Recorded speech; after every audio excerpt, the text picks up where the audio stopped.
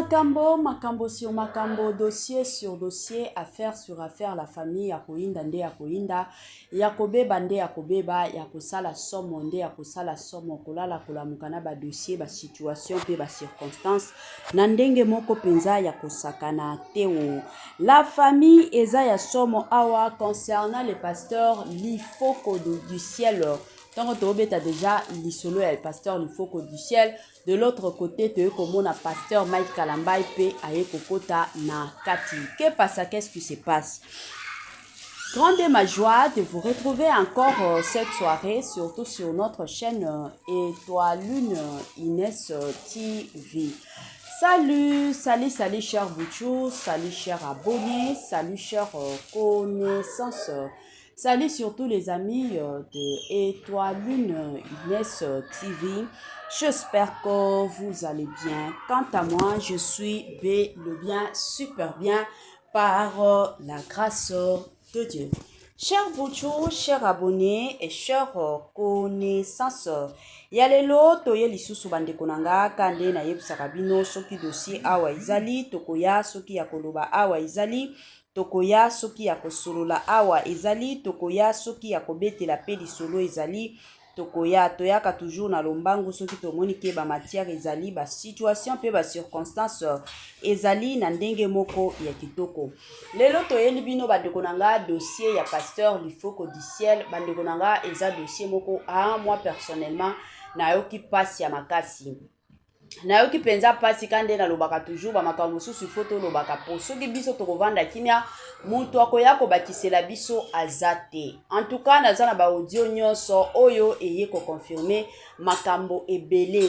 Oyo eye penza ko loba makambo ebele concernant le pasteur Lifoko du ciel, concernant le pasteur Mike Kalambai. Bandeko nanga avant ya kokota na mozindo ya dossier oyo ekozala bien na ya nanu ko sensibiliser bandeko na biso tu ya sika. En tout cas si c'est la toute première fois ya kokota penza na chaîne na biso, chaîne moko kitoko, chaîne ya ba analyse somme, chaîne moko ya ba information pas possible. Je vous prierai surtout de vous abonner massivement. Abonnez-vous. Cliquez aussi sur la cloche de notification pour surtout recevoir les nouveautés de notre chaîne. Aimez la vidéo, la famille, commentez et partagez. Et ko salabiso oyo penza tolobaka na biso chaque jour, chaque minute et pourquoi pas chaque seconde. Tokoso makasi. Voilà. Lelo toye na dossier, toye na situation, toye na makambo, toye na circonstance la famille, kande toye bisakabino, soki dossier ezali, tokoya koloba, soki makambo ezali, tokoya koloba, soki ya koinde ezali, tokoya koloba, soki ya kobeba pe ezali, tokoya koloba, ezalaka toujours bongo, etambolaka pe bongo na système moko ya bongo. Lelo la famille toyeli bino kande na obeta lisolo awa ya pasteur na biso na kombo ya le pasteur Lifoko du ciel. Biso nyonso toyebi le pasteur Lifoko du ciel aza bongo pasteur ya église tabernacle. Avant azala pasteur, la famille le pasteur Lifoko du ciel azalaki nanu frère Lifoko du ciel abandaki koyemba. Ayemba ba musique ebele ya batu bazala consoler na ba musique wana batu mosusu babika batu mosusu bazwa lobiko batu mosusu bazwa misala eza na batu mosusu o bapesa bomoi na bango epa ya nzambe eza mwa bongo. Alors lelo oyo papa wana depuis banoma ye pasteur en tout cas ayemba na ye lisusu te mais akomi na ye mingi focaliser na makambo ya koteya akomi na ye koteya. Toya kolala ka boye toya kolamuka toyaki komona biso nyonso matei ya pasteur Mike Kalambai. Pasteur Mike Kalambai aye koteya bakoteya na ye aye ko se référer na nzembo moko ya pasteur Lifoko du ciel. Selon le pasteur Mike Kalambai alobi nzembo wana eza nzembo moko ayembaki yango bien te. Eza nzembo moko oyo batu bakoki ko s'inspirer plutôt nango. Eza nzembo ya kitoko te selon le pasteur Mike Kalambai. La famille, Sans plus tarder, na tiela bino na message ango ya pasteur Mike Kalambai, bolanda ngo na na bukebinga ya bino mama Etoiline Ines TV, nazozonga mwa sima, po na koya kotiela bino message ya pasteur Lifoko du ciel. Parce que pasteur Lifoko du ciel de son côté pe aye na message. Alors, na bandana nous na pasteur Mike Kalambai, tolanda et on se retrouve la famille juste après.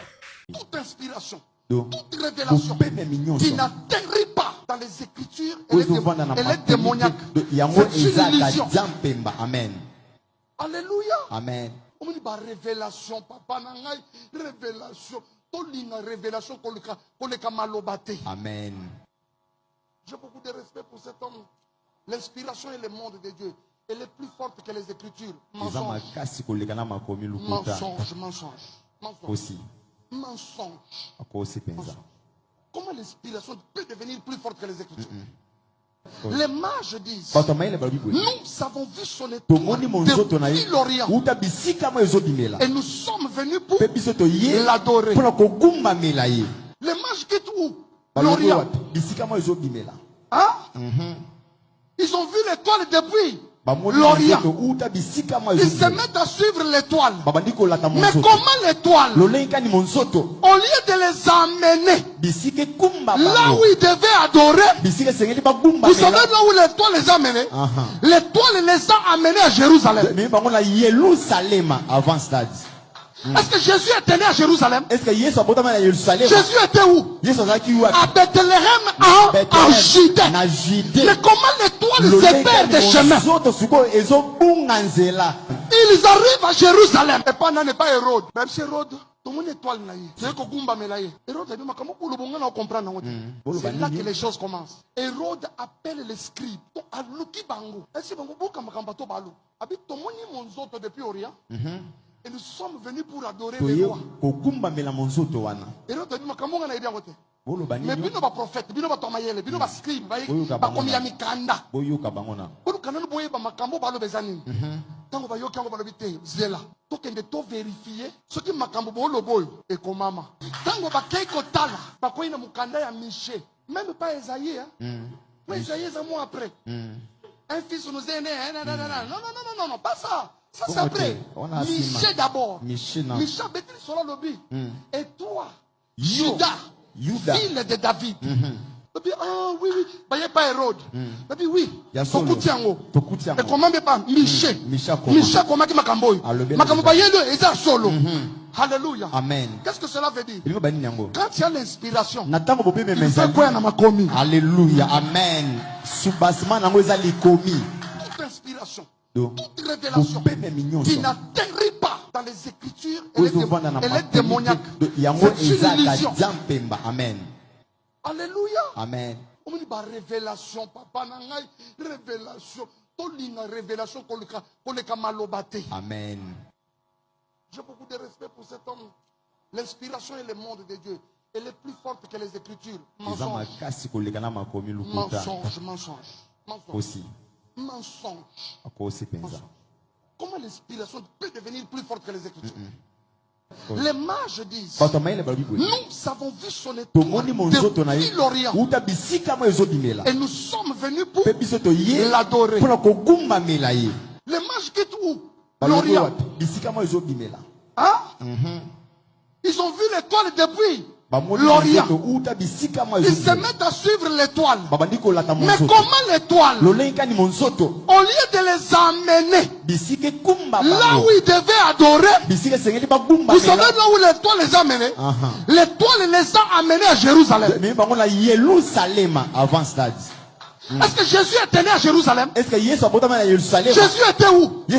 À Bethléem, en Judée. Mais comment l'étoile se perd des chemins? Ils arrivent à Jérusalem. Et pendant n'est pas Hérode. Même si Hérode, tout le monde étoile naïe. C'est que Gumba Melaye. Hérode a dit, comment pour le bon on comprend? C'est là que les choses commencent. Hérode appelle les scribes. À Luki Bango. Est-ce que Bango Boka Makambato Balou? Habite tout le monde monzoto depuis Orient. Et nous sommes venus pour adorer les rois. Hérode a dit, comment on a aidé à voter? Mais bino ba prophète, bino ba tomayele, bino ba scribe, ba komi ya mikanda. Bino kananu boye ba makambo ba lo bezani.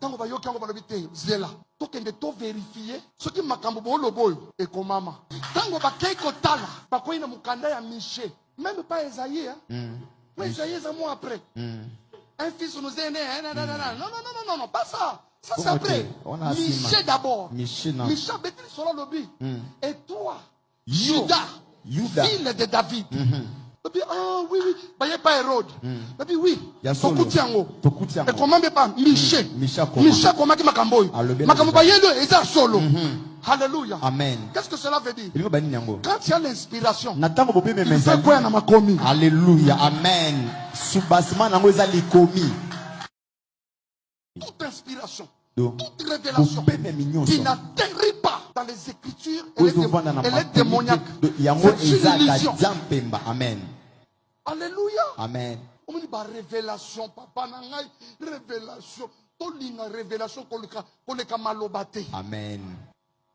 J'ai beaucoup de respect pour cet homme. L'inspiration et le monde de Dieu, elle est plus forte que les écritures. Mensonge.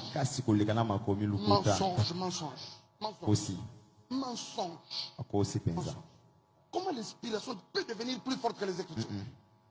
Les mages disent, nous avons vu son étoile depuis l'Orient et nous sommes venus pour l'adorer.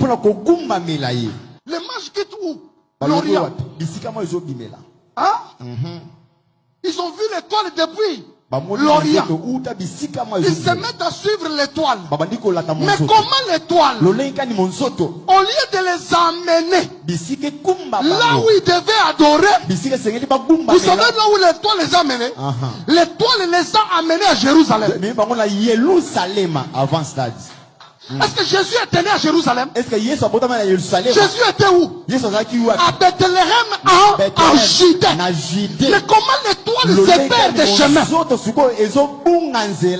Ils arrivent à Jérusalem. Et pendant n'est pas Hérode. Même si Hérode, tout le monde étoile là. C'est là que les choses commencent. Hérode appelle les scribes.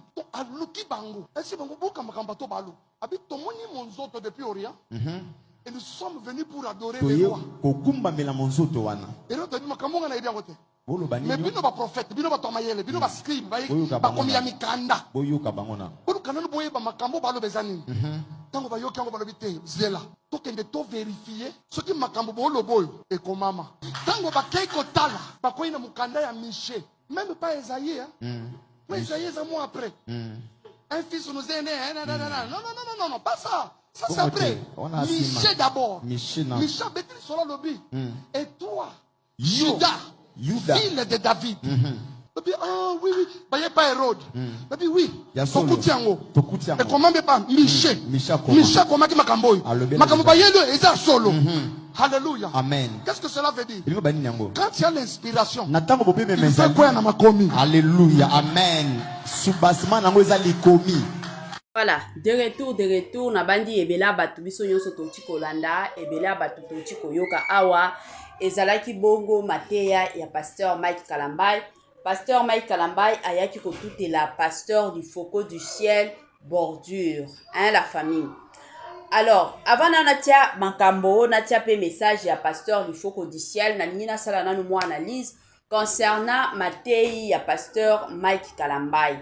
La famille, boyebi kilelo oyo eloko o nga nazo remarqué ya makasi na communauté na biso eza que ba pasteur ebele au lieu ba vanda ba te ya penza liloba nzambe, la plupart ya ba pasteur baza lisusu na ta wana te. Bango ba préféré a tout la mo moninga moko boye bordir, surtout ceux qui amoni mondinga wana peut-être ba swana ki ba bebana ki na mwa kunju. Ako préféré yé na public tango azote yaka aya kotutela baninga mosusu bordir. Siko yango na mituna ka er mosusu soki lelo bato bazo finga ka basala nzambe na Congo, je n'encourage pas, mais basala nzambe pe ebele na Congo, surtout basala nzambe o baza na Congo ebele bakomi lelo ko bebisa musala nzambe. Pourquoi? Parce que soki muto sali yo makambo ya mabe, tu n'as pas besoin ya koya na public pour que oya ko humilier muto wana na public. Soki boza na ba compte à rendre na bino, est-ce que biso bandimi toza na problème ya ba compte à rendre na bino? Bokoki kozala na bino na ba compte à rendre na bino, mais bosali yango na ndenge moko ya ki professionnalisme. bozana ba compte à rendre na bino bosali yango te ke no mutu ayeba te ke no oyo na oyo basololaka te ezosala penza pasi lelo oyo nabadi ebela bato bauti kocomprendre makambo ezolekaka na kati ya bachrétien oyo tobengaka bapasteur ya mboka na biso la famille tomonaki awa pasteur baruti akufaki tolobaki tosololaki awa na kokufa pasteur baruti est-ce que bomonaki basala nzambe penza ebele bakendaki la plupart ya bato topesaki raison non mama blanche mpe akufi yango wana bato mosusu bamesana na pasteur Marcelo mais malgré ça je dis bien malgré ça wana ekoempêche bato te keno bakende kolela moninga bokoki kokende lelo epai ya pasteur baruti lobi kuna boke na kolela mwasi ya pasteur Marcelo oyo akufaki mais tomonaki epai ya pasteur baruti ezalaki kaka bato neti bapasteur Moïse Mbiye bango kaka pasteur Moïse Mbiye nde akendaki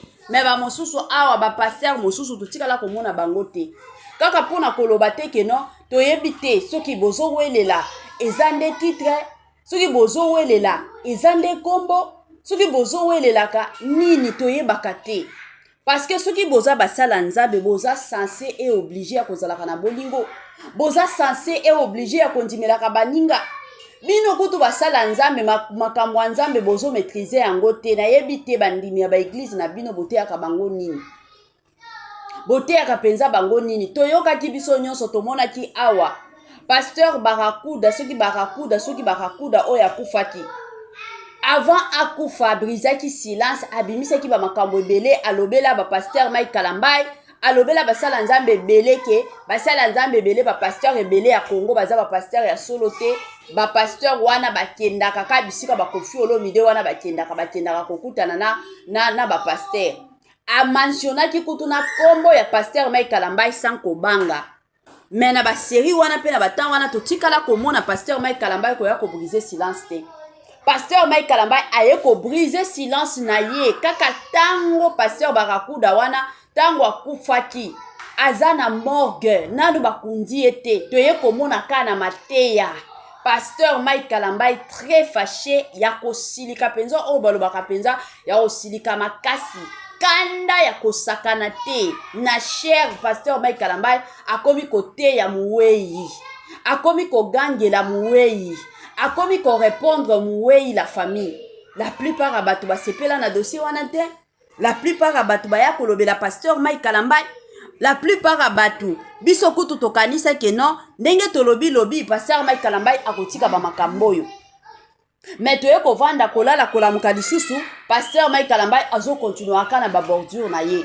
pasteur Mike Kalambai soki ye aza na bacompte à rendre na baninga il faut akendaka na cher yango ekomi nini bokomi kofinisa basala nzambe nga na kotelaka pasteur Mike Kalambai ti makambo ya bapenyel oyo mingi nga na banalise na nga na bando kotela pasteur Mike Kalambai mais makambo tokomi komona lelo en tout cas ekomi makambo moko ezosala lisusu bien te pasteur Mike wana tobengi yo combien de fois papa teya liloba nzambe ka ndenge oteyaka bamakambo oyo ya babordure oyo eza bien te surtout mpona bino basala nzambe po tango biso tozolandaka bino tango biso tovandaka toolanda pasteur Mike Kalambai azoteya sikoyo likolo akoteya ekomi ya babordure est-ce que vous pensez ke bato bakozala lisusu na gu wana bakozala lisusu na makasi wana koloba ke non nakende kolanda basala nzambe kuna bazoteya bokomi kokimisa naba oyo bazalaki na posa ya kolanda nzambe boza na besoin koya kopesa bacompte à rendre na bino na bachere soko omoni ke olingi orépondre papa moko kingandi pasteur moko kingandi pourquoi ne pas kokota kasi na baémission obengisi ka bajournaliste baza ebele ya bayoutube obengisi bato bakoyamba yo olobi penza ke non lelo naza na besoin nasilisa mutu kingandi nayebisa ye ba 4 vérités et puis c'est fini. Pourquoi ba compte à rendre ekozala kana cher? Pourquoi kokata na bino makambo na bino il faut ezala kana cher? La famille, en tout cas na bangi. Sans plus tarder toyo kapé message ya pasteur Lifoko du ciel. Quand na yebsa ki bino, pasteur Lifoko du ciel pe azana message na ye concernant le pasteur Mike Kalambai. Alors to la message oyo la famille nazo zonga lisusu sima. Il y a deux artistes en RDC, Moïse Mbiye et Mike Kalambai. Kalambai a fait un truc, même si les gens racontent, moi je l'ai acclamé. Tu dis, maintenant, ça sera maintenant pour celui qui viendra. Ou soit tu touches la magie, ou tu cherches le véritable Dieu pour qu'il fasse la différence. Il y a deux artistes en RDC, Moïse Mbi et Mike Kalambay. Kalambay a fait un truc, moi, même si les gens racontent, moi je l'ai acclamé. Je dis, maintenant, ça sera maintenant pour celui qui viendra. Ou soit tu touches la magie, ou tu cherches le véritable Dieu pour qu'il fasse la différence. Il y a deux artistes en RDC, Moïse Mbi et Mike Kalambay. Kalambay a fait un truc, moi, même si les gens racontent, moi je l'ai acclamé. Je dis, maintenant, ça sera maintenant pour celui qui viendra. Ou soit tu touches la magie, ou tu cherches le véritable Dieu pour qu'il fasse la différence. Il y a deux artistes en RDC, Moïse Mbi et Mike Kalambay. Kalambay a fait un truc, moi, même si les gens racontent, moi je l'ai acclamé. Je dis, maintenant, ça sera maintenant pour celui qui viendra. Ou soit tu touches la magie, ou tu cherches le véritable Dieu pour qu'il fasse la différence. Il y a deux artistes en RDC, Moïse Mbi et Mike Kalambay. Kalambay a fait un truc, moi, même si les gens racontent, moi je l'ai acclamé. Je dis, maintenant, ça sera maintenant pour celui qui viendra. Ou soit tu touches la magie, ou tu cherches le véritable Dieu pour qu'il fasse la différence. Voilà. De retour la famille, Nabandi Ebela Batukotu Kolanda Bisonyo sur le pasteur du Foko du ciel. De son côté, aye ko répondre pasteur Mike Kalambay. Aye ko répondre, mais tous appels un message bosusuka ya pasteur du Foko du ciel à kotaki na émission moko kuna atendaki penza ko s'exprimer kaka makambo concernant pasteur Mike Kalambay la famille. Koloba penza ya pasteur du Foko du ciel bota la penza que eza koloba moko kandenge aye ko recadrer pe pasteur Mike Kalambay côté ya naye na ko répondre eza ko répondre ya koloba keno eza bien te toza basala nzambe soki toza na problème entre biso na biso malamu to sila naka na kunzu koleka ndenge pasteur Mike Kalambay akomaki koteya na bane o nyonso totikala koyeba te ke pasteur Mike Kalambay azalaka na dossier na pasteur du Foko du ciel lelo oyo tokomi kobanga la famille yango nga napesaka toujours conseil dans la vie surtout na monde ya lelo na kilelo oyo c'est vraiment important ya kokotaka na église selon le Saint-Esprit. Boko taka na église parce que te que non parce que ya za star parce que mutu kinganda sala ka boy fona kende kokota na église na ye non bakota ka lisusu boyete po mokiliza ya kobeba kota na église oyo nzambe ye moko apesi yo ba directive ya kokota mwana nzambe nyonso aza mutu oyo azalaka soki alongwe na église kingandi to église kingandi ekufi po pasteur asalaki boye avant okota na église mosusu c'est rassuré sambela nanu nzambe orienté ngata soki oyebi ke na église wana basambelaka makasi mais yo sambela nanu parce que mosusu na église wana basambelaka makasi yo nzamba moni yo kuna te yango bato ebele bakotaka na baperduction ya makasi ovandi penza soki 6 ans soki 7 ans mobimba ozokotaka na église moko boye songolo pakata ezata na mutu na makolo te après oyo kolekisa 7 ans na yo wana oyo ko comprendre ba makambo mosusu keno tala kutu na lekisi temps ebele na ba église ya boye eloko malonga kutu na église wana ezate lelo tokomi komona basala nzambe ebele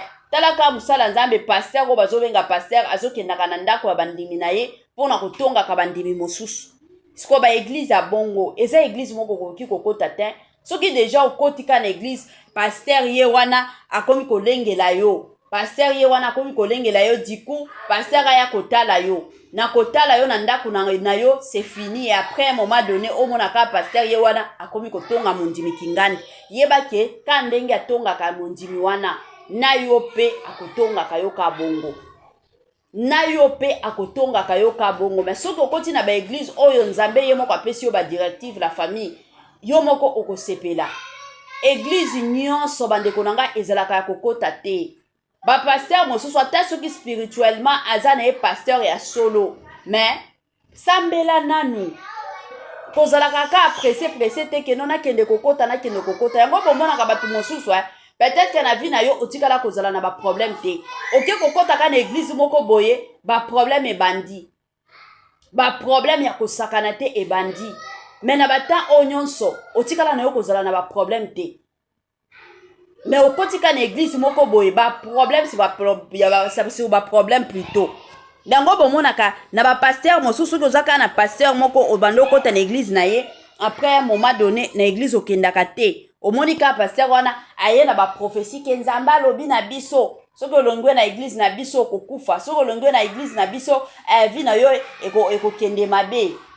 Déjà mitalela ba pasteur wana eza genre ba pasteur o peza bango baza na besoin bandimi. Mais ki bonzambe na kati na bango ezate. Mokili ya lelo ekomi ya kobeba. Mosusu tolobaka to yaka neti moi personnellement na yaka penza ko défendre basala nzambe makasi. Na ba émission nanga mingi ezala kaka na ya ko défendre basala nzambe. Mais soki tokoti penza na mozindo ya dossier, tokoti penza na mozindo ya makambo ebele, vous allez comprendre que basala nzambe ebele soki lelo ba réputation na bango ebebi bango moko bazo bebisaka ba réputation na bango. Basala nzambe ebele baza na jalousie moko na niveau moko pas possible.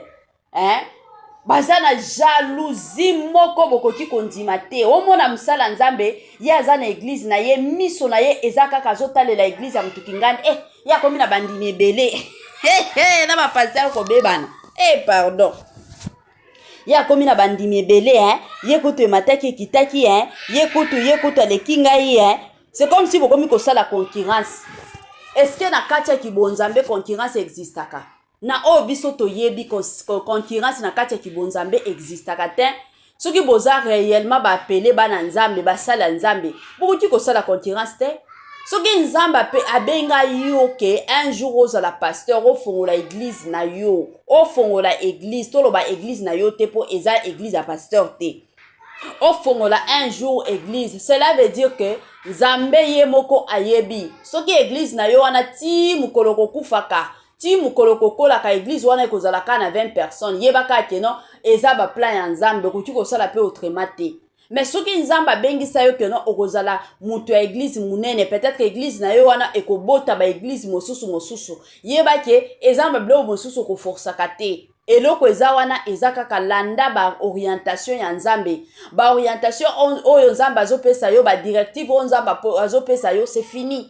Soki olandika wana yo moko okomona kake no okovenka okolongwa. Mais soki yo okolandaka ba orientation ya nzambe te, okolandaka oyo nzamba azoyebisa yo te, yango bozomona bato ebele ya bato lelo bakomi kolinga ayokela baninga mosusu jalousie. Yo pasteur oya koyokela baninga mosusu jalousie ekobanda nde nini? Pasteur aza censé et obligé ya kozalaka bien na baninga mosusu, ya kozalaka bien na basala nzambe mosusu. Oza pasteur okoki kolinga te ke non ozala pasteur obando talela pasteur kinganda sala kiboy tala kutu bandimi na ye bapesa ki ye boy ba pasteur alelo pardon. Toute inspiration, toute révélation qui n'atterrit pas dans les Écritures, elle est démoniaque. C'est une illusion. Amen. Alléluia. Amen. On dit révélation, papa nangai, révélation. Tolinga révélation koleka malobate. Amen. J'ai beaucoup de respect pour cet homme. L'inspiration et le monde de Dieu, elle est plus forte que les Écritures. Mensonge. Aussi. Mensonge. Comment l'inspiration peut devenir plus forte que les Écritures? Les mages disent, nous avons vu son étoile depuis l'Orient et nous sommes venus pour l'adorer. Les mages quittent où? L'Orient.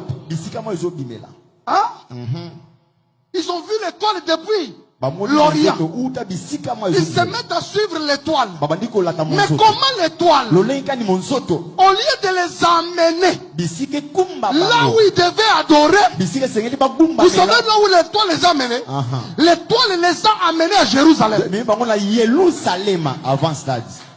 Est-ce que Jésus était né à Jérusalem? Jésus était où?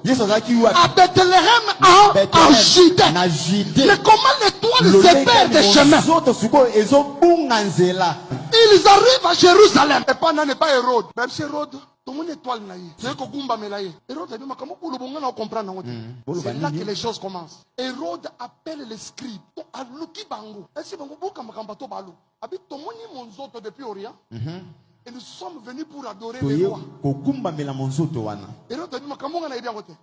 Mais bino ba prophète, bino ba tomayele, bino ba scribe, ba komi ya mikanda. Bino kananu boye ba makambo ba lo bezani. Tango ba yoki ango ba lo bite zela. To kende to vérifier ce qui makambo bo lo boyo e komama. Tango ba keiko tala, ba koyi na mukanda ya Miché. Même pas Esaïe hein. Mais Esaïe ça mois après. Un fils nous est né. Non, pas ça. Ça c'est après. Miché d'abord. Miché Béthil sera lobby. Et toi, Judas, fille de David. Ah oui, bah y'a pas Hérode. Oui, Tokutiango. Et comment pas Miché comment qui Makamboy. Makamboy est un solo. Alléluia. Amen. Qu'est-ce que cela veut dire? Quand il y a l'inspiration, il fait quoi dans ma commis? Alléluia. Amen. Il y a deux artistes en RDC, Moïse Mbi et Maï Kalambay. Kalambay a fait un truc. Moi, même si les gens racontent, moi je l'ai acclamé. J'ai dit, maintenant, ça sera maintenant pour celui qui viendra. Ou soit tu touches la magie, ou tu cherches le véritable Dieu pour qu'il fasse la différence. Toute inspiration, toute révélation qui n'atterrit pas dans les Écritures, elle est démoniaque. C'est une illusion. Amen. Alléluia. Amen. On dit révélation, papa nangai, révélation. Tolina révélation koleka malobate. Amen. J'ai beaucoup de respect pour cet homme. L'inspiration et le monde de Dieu, elle est plus forte que les Écritures. Mensonge.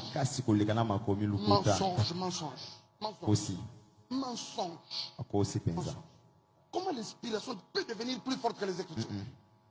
Les mages disent, nous avons vu son étoile depuis l'Orient et nous sommes venus pour l'adorer. Les mages quittent où? L'Orient. Hein? Ils ont vu l'étoile depuis l'Orient.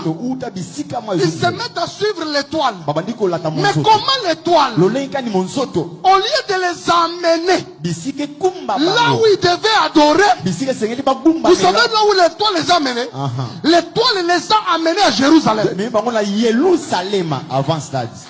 Est-ce que Jésus était né à Jérusalem? Jésus était où?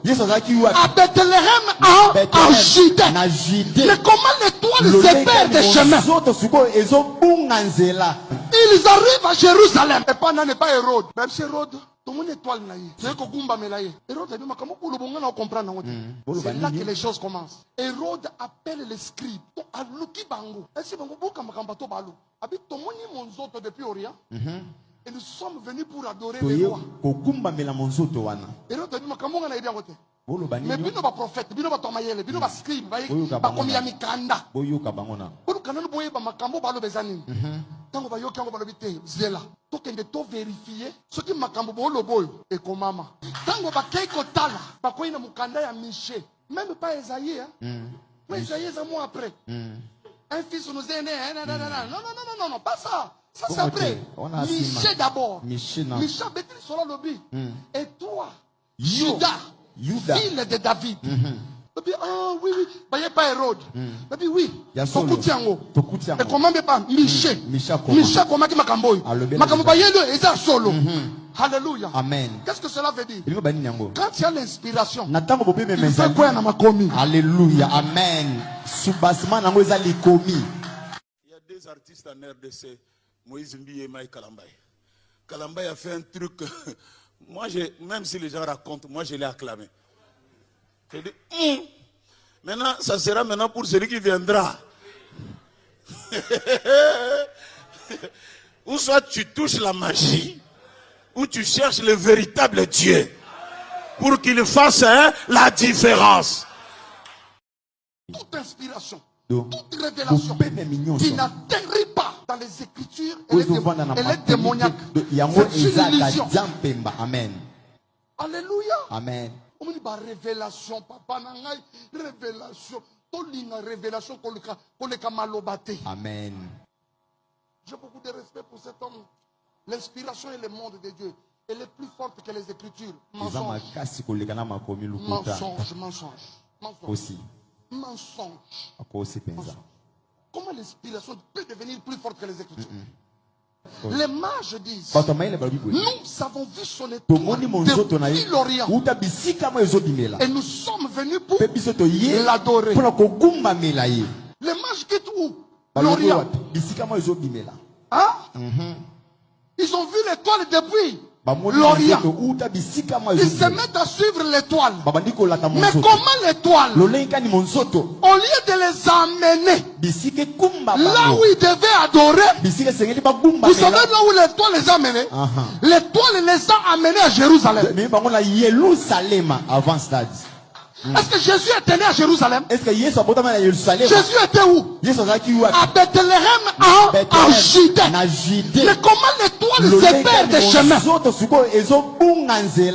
Ils arrivent à Jérusalem. Et pendant n'est pas Hérode. Même si Hérode, tout le monde étoile naïe. C'est que Gumba melaye. Hérode a dit, comment pour le bon on comprend?